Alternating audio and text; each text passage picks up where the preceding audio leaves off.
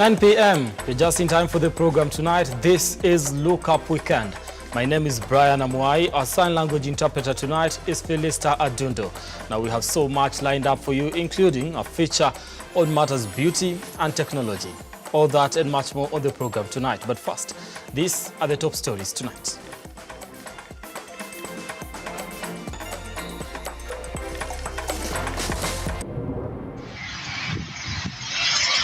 Tonight, 68 people confirmed dead after plane crashes in Nepal resort town. Nataka niwaambie MCAs wa Kericho wacheni upuzi. Ruto lectures Kericho MCAs for fighting over leadership. Also tonight, the changing face of beauty and personal care in the digital space. We tell you how customers are linked to services using technology. And in sports tonight, big talking Tanzanian boxer Karim Tukazi floors Kenyan Daniel Wanyonyi.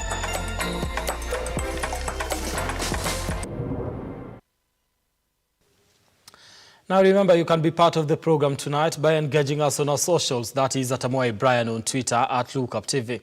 The hashtag is Lookup Weekend. Tell us where you're watching us from, because we are also live on Facebook and we'll be able to sample your feedback as we continue with the program tonight. Now, we start across the borders. Now, 68 people have been confirmed dead after a passenger plane crashed in Nepal on Thursday morning. Now, the plane was flying from the capital Kathmandu to Pokhara when it crashed. Now, Pokhara is a bustling tourist town about 200 kilometers west of Kathmandu. There were 72 people on board, including 4 crew members.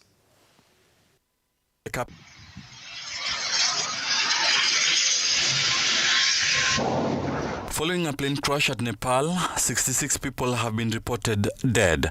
The plane was flying from the capital Kathmandu to Pokhara, 200 kilometers west of Kathmandu, when it crashed. There were 72 people on the twin-engine ATR-72 aircraft operated by Nepal's Yeti Airlines, including 4 crew members. Nepal Prime Minister Pushpa Kamal Dahal has called an emergency cabinet meeting after the plane crash. A committee to investigate the crash has also been formed by the government. The ongoing rescue operations has been witnessing difficulties due to the presence of a big crowd at the crash site. At least 309 people have died since the year 2000 in plane or helicopter crashes in Nepal, home to 8 of the world's 14 highest mountains, including Everest, where the weather can change suddenly and make for hazardous conditions. Businessmen in Kapsabet town are counting losses following a midnight inferno that revved down their business. Now the residents are blaming the county government for poor coordination in responding to emergency cases, as they were forced to wait for a fire engine from Eldoret town to come to their rescue. Now the residents are now demanding for reorganization of the county disaster management department so as to avoid such cases in future.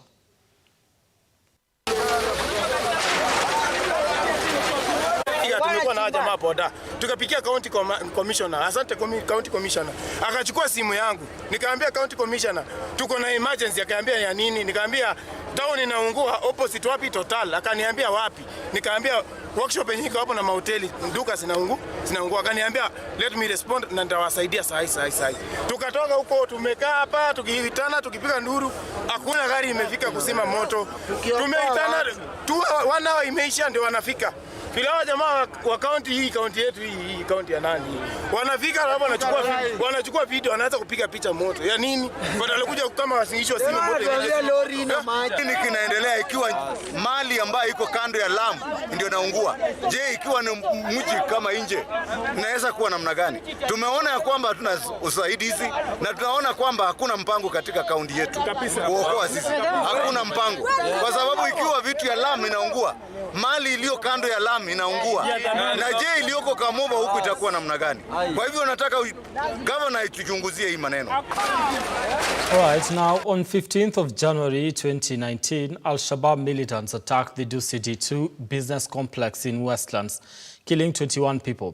4 years later, questions continue to be asked on the preparedness of the country to deal with such attacks.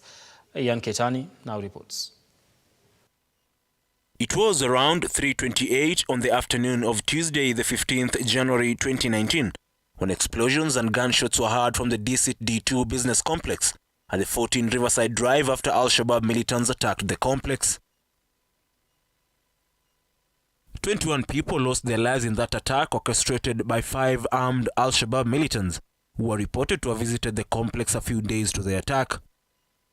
Following the District D2 attack, the government said it should allow security guards, who were the first point of contact in most establishments, to be armed.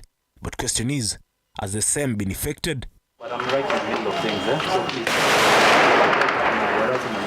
Was Violet Kemunto, who was married to attacker Ali Salim Gishungi and who is believed to have fled Kenya days before the DC attack, ever arrested?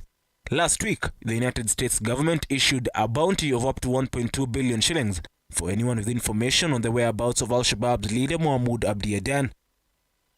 As of today, the District D2 continues to operate fully 4 years after the attack, with security beefed up. However, the question remains, is the country prepared to handle such attacks in future?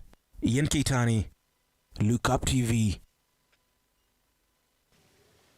Now, President William Ruto has condemned Kericho members of County Assembly for the recent fights witnessed last week over leadership positions. Now, Ruto expressed his shock at the events that unfolded at the Assembly, saying leaders should focus on their job.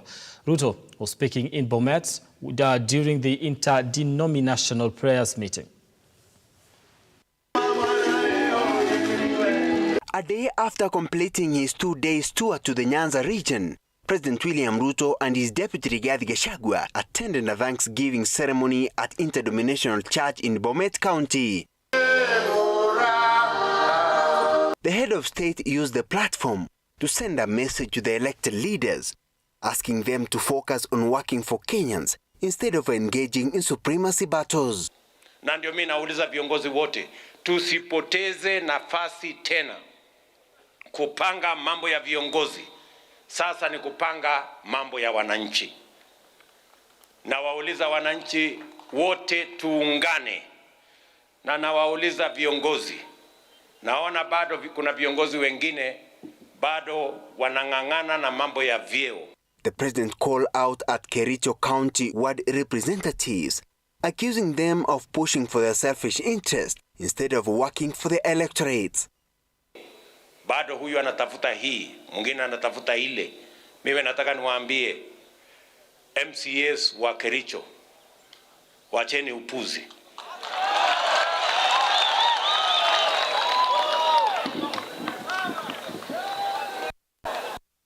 Hiyo mchezo mnaendelea, sisi tunataka kila kiongozi ambaye amechaguliwa muanze kupanga mambo ya wananchi, sio kupanga mambo yenu ya vyeo sijui nani, mpaka mnapoteza wakati wa county assembly mkipigana.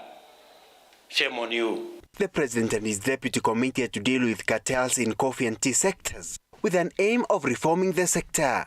Hao watu wameumiza wakulima, tukianza kupambana na hao rais, ukisikia wanalia, wewe angalia pande ile ingine, wacha mimi ningangana na hii watu vile umeniambia kwa niaba hao wananchi. Tungangana na hao ama tuachane na hao? Hao makatel. Mumesikia ya kwamba hiyo kazi ya kupanga na kufukuza wakora na matapeli na brokers katika hiyo kona, huyu deputy president ataongoza. Na nimempatia hiyo kazi kwa sababu najua anaweza. The leaders also received the former KANU Party Secretary General Nick Salat, whom recently joined the Kenya Kwanza coalition after being suspended from the KANU. Shida yako ni kutoa gari la moshi kwa leri, unatembea kwa nyasi. Sasa yeye amefika hapa analia na amepoteza vile Musali amesema miaka 15, akifuata ile mtu ya kucheza mpira akiwa juu ya farasi. Hiyo mtu baada ya kutumia wewe vibaya amekupotezea miaka 15, amekufukuza. Shedra Kareria, Lookuptv. Na watu wetu mambo ya Now, revelers in Embu County have fought for food during the celebrations of marking the Billionaire Club 3rd anniversary. Now, the fight was steered by the late customers who wanted a bigger portion of the bull meat and other eateries offered to them by the management. In each and every entertainment complex, there is an exhibition of its kind. As customers who had received their service enjoy their moment at Billionaire Club in Embu County, others that arrived late will try find some food that was left, each holding a plate, later will cause trouble. As the call to the bull slaughtered by the club's management will become sweeter to the customers, the waiters here will find themselves moving in one place to another to avoid the dramatic scene. In the meantime, no injuries have been reported as the issue was resolved amicably and the celebration went on as planned. The management, together with the customers, will thereafter state their satisfaction in their 3rd anniversary celebrations. Leo tumeona kwamba wamekuja kwa wingi, wamekuja kusherehekea, mpaka wengine wameanza kupigania ng'ombe ile ambayo tulikuwa tumewaandalia. Lakini yote ni raha na tunawashukuru sana. Kila wakati tunapoitana huwa wanajaajaa hapa na wanahakikisha kwamba wamefurahia pamoja na sisi. Customer wetu wote wa Billionaire, asanteni sana. Mimi kama customer wa hapa wametutunza vizuri kabisa. Sisi tumefurahia sana. Hii birthday yao Billionaire ndio club number 1 hapa Embu. Tumefanya vitu kubwa sana, tumekula, tukakunywa na tunashukuru hapa kwa sababu Billionaire, kitu ya kwanza hapa ndio kwa wasanii wa burudani. Ila kitu kinafurahisha kuja Billionaire ni kuwa service yao iko poa, hakuna furugu na hakuna kitu yote unaweza tendewa kibaya katika club Billionaire. They have noted that the 3 years are filled with challenges, but are optimistic that 2023 will be a good year to recover economically, thus cutting a cake in assurance. Moses Okech, Lookuptv. Right, so we take a short break here on the program. We'll be back in a few. Remember, don't go too far because that feature that I promised you earlier in regards to beauty and technology, talking to Irene Kieru, who is the founder of Afro Urembo. Don't go too far. We'll be back in a moment.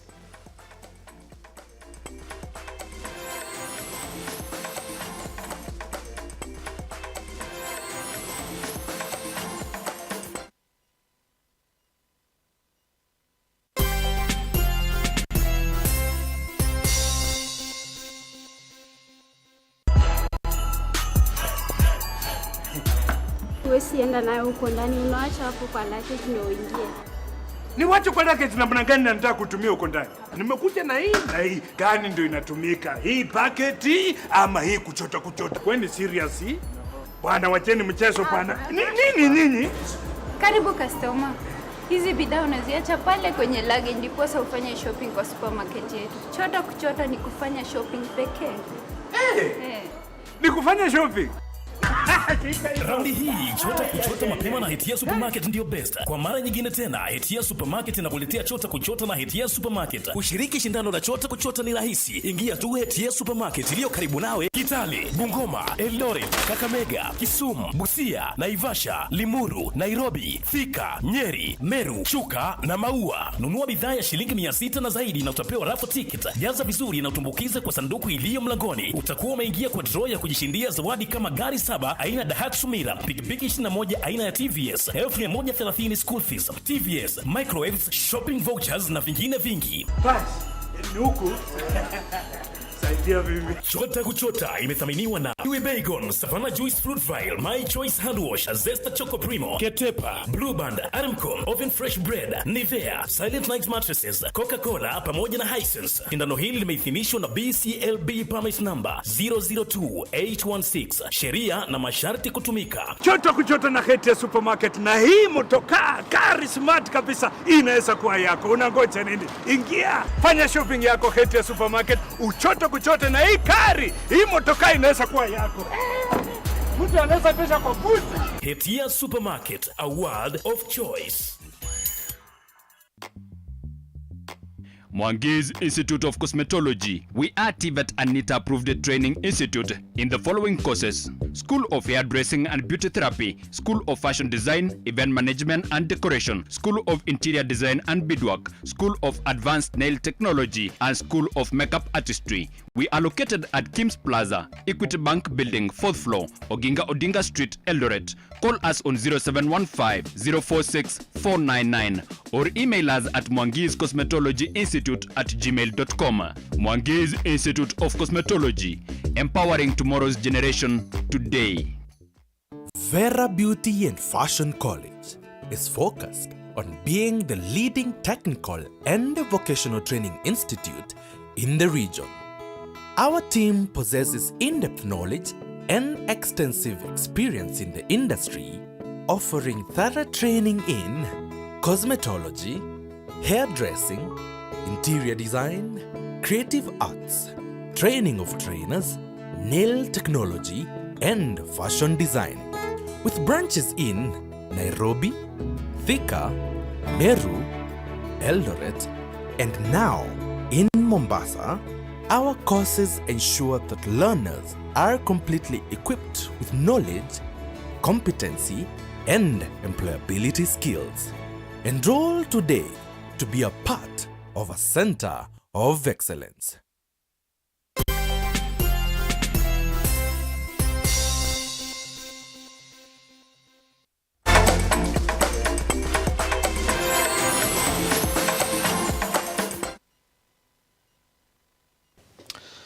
Now, thank you so much for staying with us here on the program. So what is your opinion on the reception given to President William Ruto in his tour to the Nyanza region? This is the question today on our weekly segment of Your Opinion Matters. As President William Ruto tours the Nyanza region, a region regarded to be Odinga's backyard, today on Your Opinion Matters, we sought to know what Kenyans feel about Ruto's reception in that region. This is Your Opinion Matters. Mimi naona kukaribisha kwake Daktari Rais William Ruto pande za Nyanza imekuwa vizuri sana, sababu alikaribisha vizuri, hakuna fujo. Sasa hiyo Kenya wameamua Kenya isonge mbele na maisha bado ni kungangana kila mtu kivyake. Na maanisha ako tayari kuhudumia kila mtu wa Kenya wote, hawapagui. Hakuletwa kabila ama alishindwa kura huko pande, hapana. Alienda huko kwanza hiyo maendeleo mapya, kuangalia venye kunaendelea au wenye waliochaguliwa, na hiyo ni kitu poa sana. Ana rotate, haya chagui popote. Hiyo ni furaha kwenda huko juu anaona maendeleo ya hiyo area ya Nyanza venye iko. Unajua sasa hawa sawa nao wamechanuka, sasa wameona serikali ndio wako na serikali. Unajua sasa wameamua sasa wauge serikali mkono ili maisha iendelee. Mimi sioni ubaya yote kukaribishwa kwake, ni mzuri zaidi. Sitasema mengi. Ni kweli tumemachua. As long as the election ilifanyika, even the way they vote, hakuna kitu ilitokea vita, hakuna kuchoma mali ya watu. It seems nowadays people they are mature. Na tukiendelea hivyo, we shall be very far. Naona ziara ya rais upande wa Nyanza sio mbaya, ni mzuri, lakini hiyo ni haki ya Wakenya, sababu kila Mkenya anatoa ushuru na anastahili kutembea maeneo yote katika hii nchi yetu ya Kenya. Watu wamesahau na tunafaa tuendelee venye kurienda.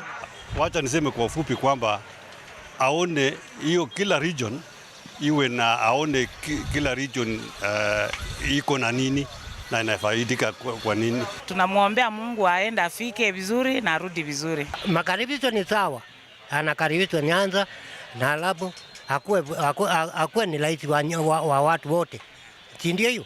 Atategwa juu na sasa sana, hata serikali inaona sasa inawauga mkono, hata rais anaona wao sasa wao anawauga mkono. Vitu ambazo nataka na atimize ni zile vitu ambazo wananchi wa kawaida wanastahili kufanyiwa. Kama ni maendeleo anastahili kufanya sehemu zote, sio ubaguzi ama nini. Kila sehemu afanye maendeleo, sababu yeye ni rais wa nchi ya Kenya. Mwambie tuongezee pesa, kutupea 500 si kitu, aongezee pesa. Nimelipa mara 3 hiyo 500 na hakuna pesa nimeongezewa. Endelee tu hivyo. Just but some of the opinions that Kenyans have to offer on Your Opinion Matters as they hope for growth in the country. Moses Okech, Lookuptv. Now, with the emergence of technology, access to beauty services has become easier across the globe.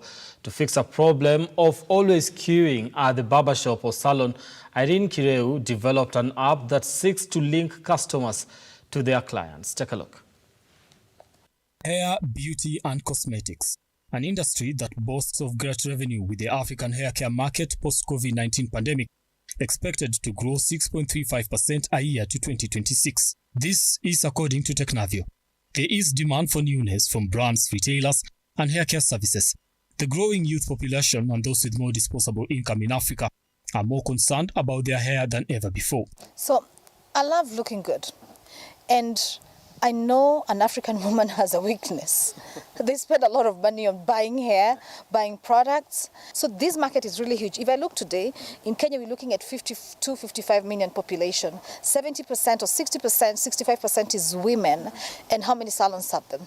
I don't even want to imagine. I've not even counted because that data is not available. But I'm just imagining we're looking at around 5 to 10,000 salons, single salons, I would say. To tap into this industry and offer solution that seemed to lack, Irene Kireu went above and beyond and developed the Afro Urembo Beauty Booking app, an application that seeks to streamline the beauty industry. This is my second comeback. The first time, I have to admit that we failed terribly. I didn't expect it. And that is when I learned that I'm a Kenyan without being a Kenyan, because my mind was so Europeanized, and I thought the same way we consume services in Europe, the same way Kenyans would, because Kenya is known for technology, and we have very tech-savvy population, young, vibrant people who use social media. And so I thought this would work. And actually my idea was that you book a beauty service and you pay ahead of time. Oh, and to me, I had to get some character development in that level.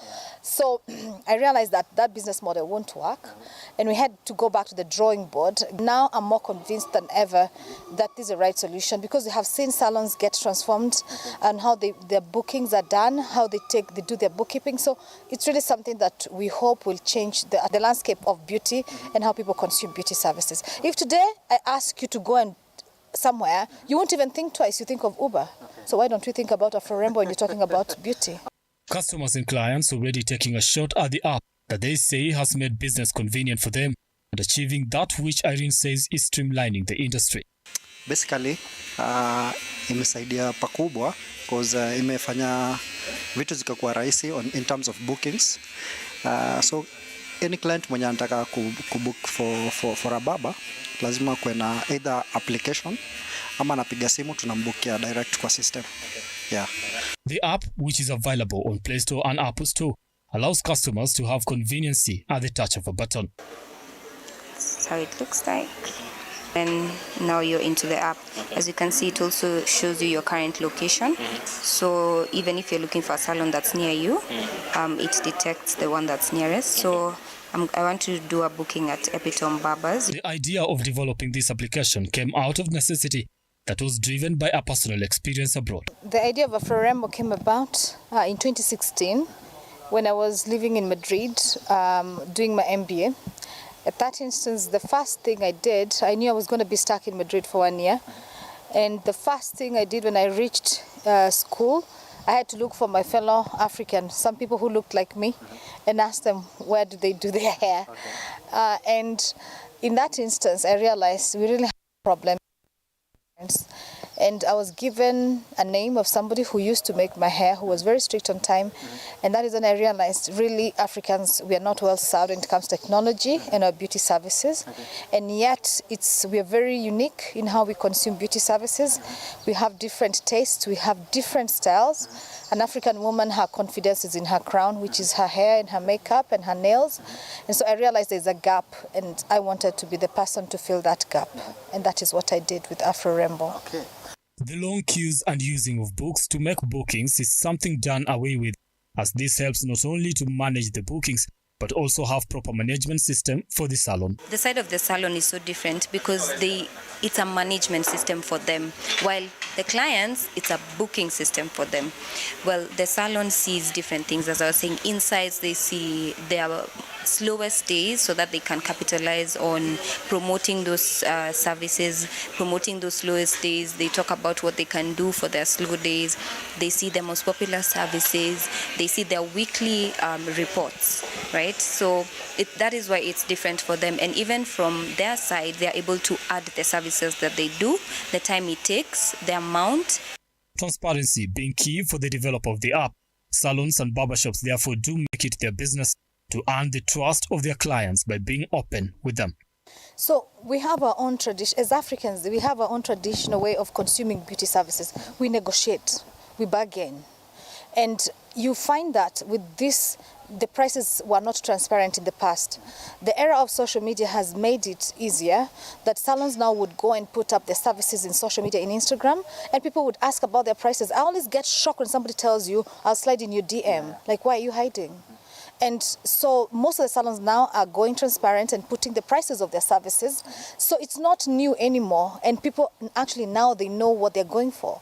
So the transparency was really an issue, especially for us, I would talk for us, the diasporans, when we don't know what costs what.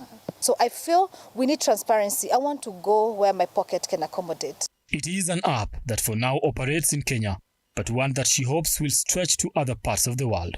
So today we launched this in Kenya. Actually, we're doing pilot from July until September, and then now we're doing full production. So we're inviting salons, we are onboarding salons at large, and now we're looking first of all to fill the gap in Nairobi so that the population of Nairobi salons can actually embrace the solution. And once we do that, then we're looking to go to different cities. We have a roadmap of different countries, and also at the moment we're raising funds to support our growth because we see ourselves in the next 5 years to have at least a few countries on our docket. At a time when technology is at the center of all that we do, Irene says investing in tech should be the way to go. But also I feel like there's also some culture that needs to change. People are used to calling and booking and they feel comfortable about that, but we still have some people who want to be booked through appointments and digital solutions. So people are adapting easily when you talk to them, when you present these solutions to them and give them the advantages, then they kind of tend to give it an ear. The acquisition is quite tough because you have to go and train over and over again, train the professionals in there, give them the advantages because you want the buy-in of the whole market to kind of understand what it would benefit them to have bookings done digitally. Barber shops and salon businesses have a customer to serve and serve them seamlessly. With the advent of booking apps for this industry, several things are guaranteed: honest feedback, transparency, and customer retention depending on the services offered. Brian Amwai, Lookuptv.